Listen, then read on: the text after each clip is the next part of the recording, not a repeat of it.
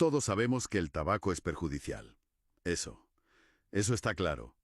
Pero, ¿y si el principal culpable no fuera la hoja de tabaco en sí, sino el cóctel de aditivos que lleva cada cigarrillo moderno? Pues es una pregunta muy potente, la verdad, porque nos obliga a replantearnos todo lo que creemos saber sobre fumar. Exacto. Y el objetivo de nuestro análisis hoy es justo ese. Vamos a, como si dijéramos, a abrir el capó de un cigarrillo industrial y ver qué hay dentro. Me gusta esa imagen. Vamos a usar el material que tenemos para explorar la diferencia con el tabaco de hace un siglo, por ejemplo, y para desenterrar algunas decisiones de la industria que son, bueno, como mínimo alarmantes. Y para entender cómo funcionan esos aditivos, ¿no? Que no están ahí solo para dar sabor. Para nada. Están diseñados para potenciar la adicción de formas que de verdad la mayoría de la gente ni se imagina. De acuerdo. Pues vamos a ello. La primera idea que me llamó mucho la atención de los textos es esa distinción entre el tabaco de antes y el de ahora. Sugiere que, antiguamente, era un producto más natural, sin químicos, e incluso deja caer que quienes lo fumaban podrían haber tenido mejor salud. Sí, y ese es un punto que hay que matizar de inmediato, como hace la propia fuente. A ver, seamos muy claras. Vale. Fumar cualquier materia vegetal quemada, la que sea, e inhalar ese humo es inherentemente nocivo para los pulmones. Ahí no hay debate. No, claro. Sin embargo, el argumento central que se nos presenta es que el proceso industrial moderno ha añadido una capa de toxicidad tan grande que la diferencia es abismal. La palabra clave que usan es exponencial. Exponencial. O sea, ¿hasta qué punto? Dame una idea de esa magnitud. Pues mira, la fuente utiliza una analogía que es brutal para explicarlo. Dice que el humo de un cigarrillo moderno se parece más a los gases del tubo de escape de un coche que a una planta quemada. Perdón. ¿Cómo que de un coche? Tal cual. Y no es una metáfora poética, ¿eh? Señala que ambos, el humo del cigarrillo y el del tubo de escape, contienen benceno. Una sustancia cancerígena conocida. Exacto. La idea que quiere transmitir es que el producto final se ha alejado tanto de su origen natural que lo que inhalas se parece más a contaminación industrial que otra cosa. Es increíblemente gráfico. Y supongo que esa industrialización ha llevado a cometer, digamos que algunos errores por el camino. Errores es un eufemismo. El material que manejamos documenta decisiones que, vistas ahora con perspectiva, son simplemente catastróficas. Te refieres a la historia de los años 50 con los filtros, ¿verdad? No podía creerlo cuando lo leí. Exacto. La marca Kent, año 1952. En plena creciente preocupación por la salud, lanzan una supuesta innovación para tranquilizar al público. El filtro micronite. Y lo vendieron como un avance increíble para la seguridad. Como el mayor avance tecnológico para la seguridad del fumador, ¿sí? Pero lo que había dentro. Era una auténtica locura. El componente estrella de ese filtro era la crocidolita, más conocida como amianto azul. Amianto. Es una de las formas de asbesto más letales que existen. Para que nos hagamos una idea de la gravedad, la fuente da un contexto clave. Era un material que los militares usaban en las máscaras de gas, por su supuesta capacidad de filtrado. Es una ironía terrible. Un filtro diseñado para protegerte te estaba haciendo inhalar directamente partículas de amianto que causan mesotelioma y, cánceres devastadores. Precisamente. Demuestra hasta qué punto una decisión de marketing, la de vender seguridad, podía pasar por encima de la salud pública más elemental. Y aunque sea un caso extremo y ya corregido. Nos sirve de puerta de entrada a la pregunta principal. Si eso ocurrió con el filtro, con la parte visible, ¿qué pasa con lo invisible? Con lo que hay dentro del propio cigarrillo. Exacto, porque ese filtro de amianto es un escándalo visible. Pero lo que me dejó pensando el material es en ese cóctel químico que se inhala en cada calada. ¿Por dónde empezamos? Pues empecemos por la base de todo, la nicotina. Es el motor de la adicción. En eso no hay secreto. No. La fuente nos recuerda que llega al cerebro en apenas 10 segundos, libera dopamina y crea una dependencia rapidísima.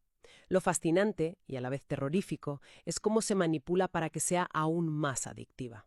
Y ahí es donde entra otro ingrediente. Ahí entra un ingrediente clave, el amonio. Un momento. El amonio. Los textos que tenemos hacen una comparación muy fuerte, casi alarmista. Dicen que su función es similar a lo que se hace para convertir la cocaína en crack. ¿Es realmente una comparación justa? Es una comparación basada en el proceso químico, no en una valoración moral. Y sí, es precisa. El amonio se usa para cristalizar la nicotina, para pasarla a lo que se llama forma de base libre. Químicamente es el mismo principio. Exacto. Y el objetivo, que el cuerpo la absorba de forma casi instantánea a través de los pulmones. Esto hace que el golpe de nicotina en el cerebro sea mucho más rápido y potente, lo que refuerza la adicción a una velocidad de vértigo. ¿No está ahí por casualidad? O sea, no es un aditivo para el sabor. Es un acelerador de la adicción. Vale. Y luego están los azúcares. Eso a priori sí que parece inofensivo. Parece, pero no lo es.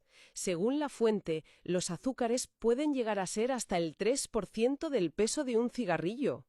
Y no es tan solo para endulzar el sabor. Entonces, Al quemarse, los azúcares producen una sustancia que se llama acetaldehído. Se ha demostrado que el acetaldehído funciona en sinergia con la nicotina, potenciando su efecto adictivo. ¿cómo en sinergia? Es como si la nicotina fuera el motor y el acetaldehído fuera el turbo. Todo está diseñado para atrapar. Y luego están los que el material llama facilitadores, ingredientes que suenan hasta naturales, como el cacao, el regaliz, de la menta. Exacto. Parecen simples aromatizantes para hacer la experiencia más agradable, ¿verdad? Pero su función es mucho más siniestra. El cacao y el regaliz contienen teobromina y glicericina respectivamente. ¿Y eso qué hace? Ambas sustancias son broncodilatadores. ¿Bronco? ¿Qué? Básicamente un anestésico local. Adormece la garganta para enmascarar la irritación natural del humo, lo que permite dar caladas más largas y profundas que de otra forma serían insoportables. Es una estrategia integral. Unos aditivos potencian la adicción, otros te permiten inhalar más veneno y otros te anestesian para que no te des cuenta. Y aún no hemos hablado del alquitrán. El alquitrán es el resultado de la combustión. Es esa sustancia negra y pegajosa que transporta la mayoría de los agentes cancerígenos. Ajá. Para visualizarlo, la fuente da una cifra que es muy impactante. Un fumador de un paquete al día puede acumular en sus pulmones casi medio kilo de alquitrán en un solo año. ¿Medio kilo? Medio kilo. Es como verter un bote de mermelada negra en tus pulmones cada año. Esto me ayuda a entender una paradoja que se menciona en el material y que siempre me ha llamado la atención. Algunos fumadores dicen que un cigarrillo les alivia la tos o les abre el pecho. ¿Cómo es posible? Es precisamente por el mecanismo que acabamos de describir.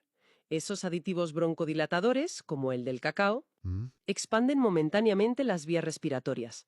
Esto genera una sensación física real, pero temporal, de alivio, de poder respirar mejor. Es un falso beneficio. Es un falso beneficio increíblemente potente porque el cerebro aprende a asociar el acto de fumar con un alivio inmediato del malestar que el propio tabaco le está causando a largo plazo. Es un círculo vicioso perfecto. Es una trampa psicológica basada en la química. Y hablando de trampas y percepciones, esto me lleva al gran engaño de los cigarrillos light. O bajos en alquitrán. Exacto. Durante décadas se vendieron como una alternativa más saludable. Sí, y el material lo desmonta de forma muy clara con el concepto de la compensación. El cerebro de una persona adicta reclama su dosis diaria de nicotina, ¿no? Claro. Si de repente le das un cigarrillo que tiene menos, el fumador, de forma casi siempre inconsciente, compensa. ¿Cómo? ¿Cómo compensa? Pues dando caladas más profundas y frecuentes, tapando los agujeros de ventilación del filtro con los dedos o, lo más habitual, fumando más cigarrillos a lo largo del día. O sea que era al final del día. Al final del día, la cantidad de nicotina y alquitrán inhalada suele ser la misma o incluso superior. Otro debate clásico que la gente siempre tiene es el del tabaco rubio contra el negro. Siempre hay alguien que te dice que uno es más natural o menos malo. Los textos que analizamos sugieren que esa es la pregunta equivocada. Totalmente. Lo que nos dice el material es que esta discusión ha sido en gran medida una distracción de marketing muy útil para la industria. Una distracción. Sí. A lo largo de los años han aparecido estudios contradictorios, a menudo financiados por partes interesadas. El texto cita ejemplos, informes que acusaban al tabaco negro de tener hongos, y otros que decían que el rubio tenía muchos más aditivos químicos. ¿Y la conclusión? La conclusión de la fuente es tajante. La realidad es que ambos son extremadamente dañinos. Las diferencias que puedan existir son insignificantes en comparación con el perjuicio fundamental que comparten. Ya. Centrarse en cuál es un poco menos malo es como discutir si es mejor saltar desde un piso 20 o desde un 21. La discusión desvía la atención del verdadero problema, el producto industrial en sí, en cualquiera de sus formas. Entonces, si el producto está tan diseñado y manipulado, esto nos lleva a la gran pregunta que plantean las fuentes. ¿Dónde queda la responsabilidad? Porque el discurso oficial casi siempre pone el foco en el consumidor, Ajá. en sus malos hábitos, sus excesos. Es la pregunta del millón, sí. Por un lado, se analiza el rol de los gobiernos. La estrategia principal ha sido imponer impuestos altísimos. Sí, Esto tiene un doble objetivo: desincentivar el consumo a través del precio y a la vez recaudar miles de millones para cubrir parte del enorme gasto sanitario que genera el tabaquismo. Es una solución pragmática, pero es reactiva. claro, porque trata el síntoma, no la causa, ¿verdad? La contrapregunta lógica que hace el material es, si sabemos todo esto sobre los aditivos, ¿por qué no se actúa en el origen del problema? Exacto. ¿Por qué no se prohíben los más peligrosos como el amonio o los broncodilatadores? ¿Por qué no se exige a las empresas que fabriquen productos más naturales y menos adictivos? Y si conectamos esto con el panorama general, la fuente sugiere que este dilema no es exclusivo del tabaco. Se amplía el foco a otros productos de consumo masivo: perfumes sintéticos, cosméticos, alimentos ultraprocesados. Se describe un escenario en el que la persona vive rodeada de productos cargados de químicos y aditivos, en un dilema constante, sin tener la información o el poder para controlar realmente a qué se está exponiendo cada día. Haciendo un resumen, este análisis nos deja varias ideas muy claras. La primera, que la toxicidad del tabaco moderno no viene solo de la planta, sino que está multiplicada por un cóctel de aditivos diseñados para potenciar al máximo la adicción. Sin duda. La segunda, que la historia de la industria tiene episodios tan oscuros como los filtros de amianto, que demuestran cómo el marketing puede priorizarse sobre la salud. Una auténtica locura, sí. Y por último, que el debate sobre la responsabilidad es mucho más complejo que simplemente culpar al fumador. Exacto. Y para terminar, el material dejó una última idea en el aire, una reflexión final que va más allá del tabaco. A ver. Ni menciona la similitud de los síntomas que pueden causar los aditivos del tabaco, los químicos de los perfumes sintéticos y los gases emitidos por los vehículos. Y esto plantea una pregunta para la reflexión: ¿hasta qué punto muchas de las enfermedades crónicas de nuestra época no son el resultado de un único problema de fondo, una exposición constante y silenciosa a un cóctel químico ambiental cuyas interacciones y efectos a largo plazo apenas comenzamos a comprender?